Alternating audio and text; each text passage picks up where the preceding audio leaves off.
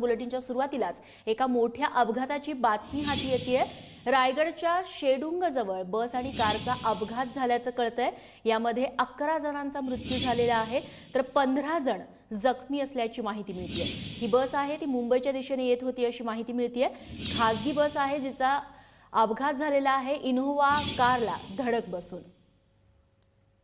आशिष घरत आमचे प्रतिनिधी आपल्याला अधिक माहिती देतील। आशिष, नेमका अपघात कुठे आणि कधी झालाय? रेश्मा, आज पहाटे जवळ 4:30 ते 5च्या सुमारास हा अपघात झालेला आहे।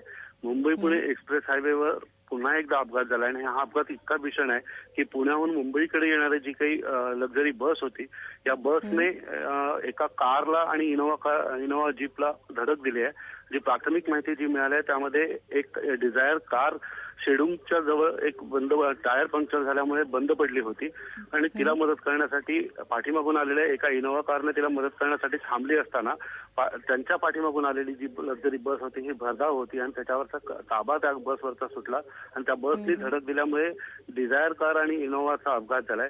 पण या अपघातामध्ये इनोव्हा कार आणि बस दोन्ही सुद्धा रस्त्याच्या खाली जवळजवळ 15 ते 20 फूट खाली कोसळलेली आहे। त्याच्यामुळे या अपघातात जवळजवळ 11 जणांचा मृत्यू झाल्याची आता प्राथमिक माहिती आहे। पण जी सोर्सेसकडनं जी माहिती मिळाली आहे त्या अनुषंगाने हा आकडा आणखीन वाढण्याची शक्यता आहे आणि या अपघातामध्ये जखमी जे आहेत हे जवळजवळ 25 ते 30 जखमी आहेत।